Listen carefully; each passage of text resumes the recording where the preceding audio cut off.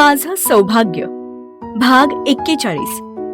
नील आणि रश्मीच्या लग्नाची तारीख 1.5 महिन्यानंतर निघाली होती. दिवाळीनंतर धरली होती, जेणेकरून तयारीला सगळ्यांना वेळ मिळेल. नील, रश्मी आणि मधुरा रश्मीच्या आई वडिलांची अॅनिव्हर्सरी होती म्हणून शॉपिंगला आले होते. विक्रांत ऑफिसमध्ये होता, त्याला यायला उशीर होणार होता. सगळे मस्त शॉपिंग करत होते. मधुराला तसं काही खास घ्यायचं नव्हतं, म्हणजे विक्रांत नसेल तर जास्त काही खरेदी करायची नाही. तिचा मूडच नव्हता, साहेब नव्हते ना. वरच्या फ्लोअरला कुठेतरी तिला ओझरता विक्रांत नजरेस पडला. तिला नेहमी सरप्राइजेस द्यायचा तो, म्हणून आज पण तसाच आला असेल असा विचार करून ती त्याच्याकडे गेली. राधिका, का बोलावलंयस मला इथे? विकी, मी खूप ट्राय केला, पण मी नाही विसरू शकत आहे तुला. आपलं रिलेशन, मोमेंट्स. म्हणजे विकी, आपलं 4 वर्षांचं रिलेशन आहे. तू 1.5 वर्षातच मला पूर्णपणे विसरलास? राधिका, जे झालं ते ऍक्सेप्ट कर ना. भूतकाळ चिघळून आपल्या चौघांचं आयुष्य बर्बाद होईल अशाने. मी नाहीये खुश विकी या लग्नाने. समजून घे राधा, हेच. विकी, तूही मला विसरू शकला नाहीयेस. पाहिलंस, तूही मला राधा म्हणतोयस आता पण. What rubbish.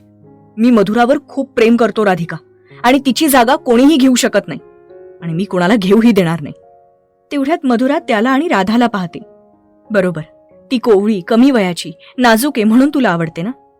काही वर्षांनी तुझा तिच्यातला माझ्यासारखाच इंटरेस्ट कमी होईल.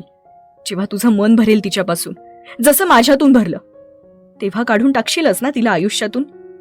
तू विसरतोयस विकी, आपण 4 वर्ष एकत्र होतो, ज्यात आपण बेड सुद्धा शेअर केलाय. जे फिजिकल सॅटिस्फॅक्शन आज तुला मधुराकडून मिळतंय ते कधीतरी माझ्याकडून मिळत होतं. 4 वर्ष आपण एकत्र होतो, सगळं शेअर केलंय आपण. मनाने नाही, शरीराने पण एक होतो. हो, होतो राधिका आपण एकत्र, फिजिकली ऑल्सो. पण कानात शिशाचा गरम लाव्हा रस सोडावा असंच तिला वाटत होतं. शरीर आणि मन सुन्न झालं होतं. पुढे कोण काय बोलतंय हेही समजलं नाही. जे आजपर्यंत तिचं सर्वस्व होतं ते कधी आपलं नव्हतंच, त्यावर आपला अधिकार कधी नव्हताच, याची तिला अचानक जाणीव झाली. विक्रांत, जो फक्त तिचा होता, त्याचे स्पर्श, सगळं काही तिचं असं उरलंच नव्हतं. कोणीतरी तिला तंद्रीत धडकलं आणि पुढचं काही ऐकण्याच्या मनस्थितीतही ती राहिली नाही. तशीच आल्या पावली परत गेली. मधुरा, कुठे होतीस तू? रश्मीने विचारलं. अजूनही ती सुन्नच होती. क्षणात सगळं डोळ्याभोवती फिरतंय असंच झालं तिला. विक्रांत आणि राधिकाचे शब्द तिच्या कानात घुमत होते. चक्कर येत होती.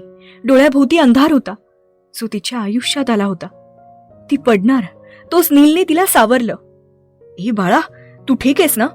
मधुरा, बाळा, मधुरा. नील, हे पाणी मार. रश्मी आणि नील दोघंही तिच्या फेसवर पाणी मारतात आणि थोडं प्यायलाही देतात. नीलदा, असं म्हणत ती त्याला मिठी मारते. खूप रडू येत होतं, पण आधीच तिच्या आयुष्याची इतकी शोभा झाली होती. त्यांना काय म्हणून उत्तर देणार होती ती? ठीक आहेस ना तू? अगं, अचानक चक्कर. मी ठीक आहे दा, घरी जाऊयात. ठीक आहे, पण आधी तू काहीतरी खाऊन घे. चल, वरती फूड कोर्टला जाऊयात. नको नको, आपण बाहेर जाऊयात प्लीज. बरं ठीक आहे, चल. राधिका, बास. मी मधुराच्या शरीरावर नाही, मनावर प्रेम करतो. तिचा स्वभाव तुला कधीच कळणार नाही.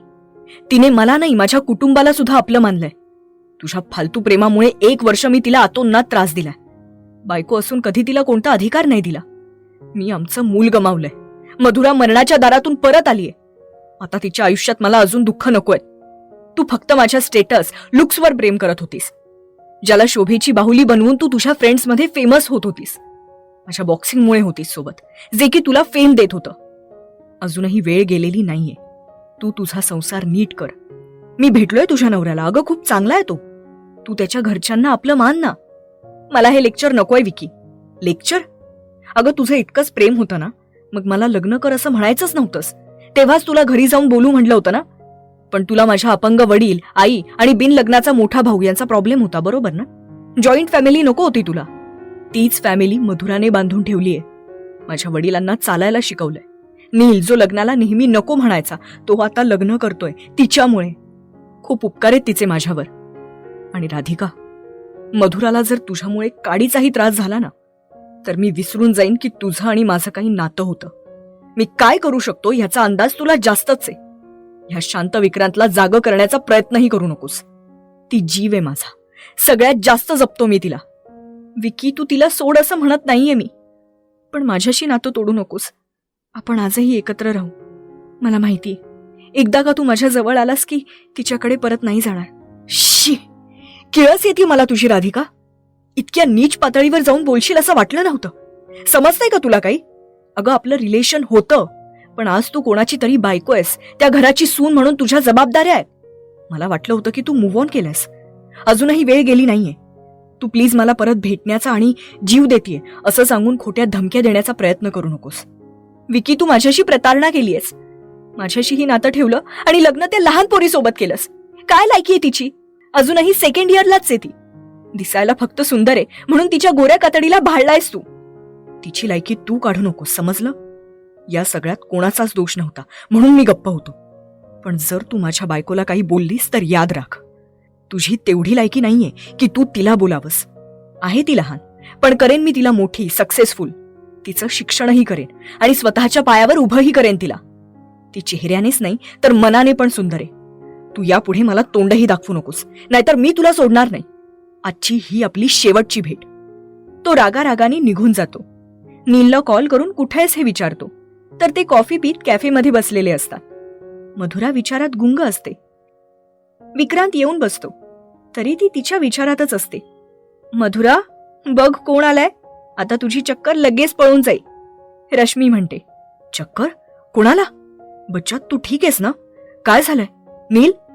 विक्रांत तिला हात लावतो तर ती झिडकारून देते. जो स्पर्श तिला हवा हवासा वाटायचा त्याचीच आता किळस वाटत होती. अरे विकी, तिला चक्कर आली होती मॉलमध्ये. मला वाटतं हिचे नवरात्रीचे उपवास होते ना, म्हणून थोडी वीक झालीये, एक्झॉस्ट झालीये ती. बच्चा, मी किती वेळा सांगितलंय नको करत जाऊस इतकी उपवास. तू ना काही ऐकतच नाहीस माझं. यापुढे तू कसलेच उपवास नाही धरायचे. फक्त मी सांगेन तेच ऐकायचं. मधुरा, मी तुला डाएट देते, ते फॉलो कर. मस्त तब्येत होईल तुझी, रश्मी म्हणाली. पण मधुरा यावर काहीच रिॲक्ट करत नाही. तिच्या मनात असंख्य प्रश्नांचं वादळ होतं. हा आत्ताच हिला भेटून आलाय तरी माझ्याशी असा इतका नॉर्मल कसा वागतोय? बच्चा, बोल ना. ए, तुझं फेवरेट चीज ग्रिल्ड सँडविच ऑर्डर करू? बोल ना, तू किती अशक्त दिसतीयस. ती मानेनेच नकार देते. हे चला, हॉटेलवर जाऊन तयारी झालीये का बघूयात, रश्मी म्हणते.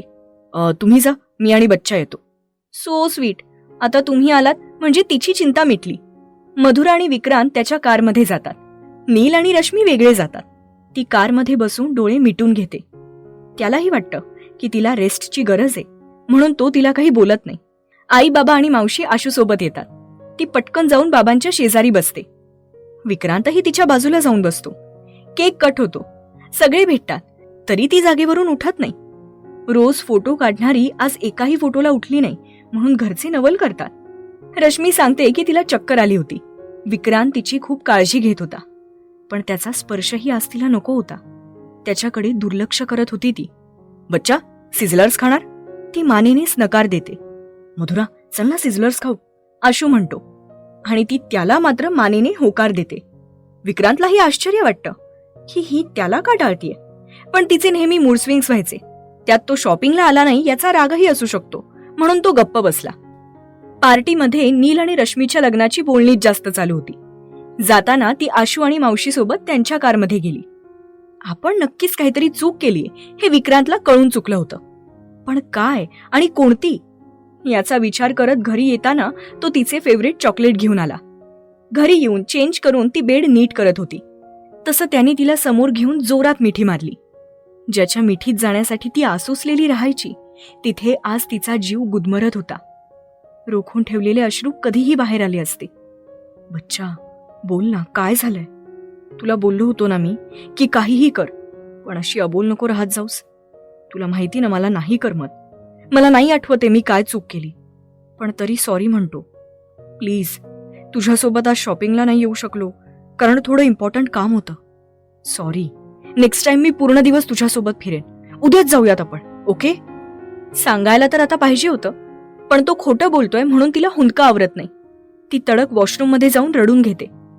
ती अशी का वागतीये याचा त्याला काहीच ताळमेळ लागत नव्हता. बराच वेळ ती बाहेरच येत नाही. थोड्या वेळाने बाहेर येऊन ब्लँकेट घेऊन एका साईडला तोंड करून झोपून जाते. तरी तो तिला मनवायचा प्रयत्न करत होता. ती प्रत्येक वेळा त्याचा हात झिडकारून देत होती, पूर्ण जोर लावून त्याने तिचं तोंड त्याच्याकडे केलं. काही बोलण्याच्या आतच त्याने तिच्या ओठांवर ओठ टेकवले. तरी ती काहीच प्रतिसाद देत नाही. काहीतरी घोर चूक आपण केलीये म्हणूनच ती अशी रागावली आज. तरी तो काहीही न बोलता तिला घट्ट जवळ घेऊन झोपतो. रोज त्याच्या कुशीत झोपल्याशिवाय तिला शांत झोप येत नव्हती. तोच स्पर्श आज मात्र टोचत होता. जो विक्रांत फक्त तिचाच होता, तो आधीही कोणासोबत राहिलाय ही कल्पनाच तिला असह्य होती. त्याची पकड थोडी लूज झाल्यावर ती सोफ्यावर जाऊन झोपली. विश्वास, जो प्रत्येक नात्याचा पाया असतो, तोच कमी पडला होता आज.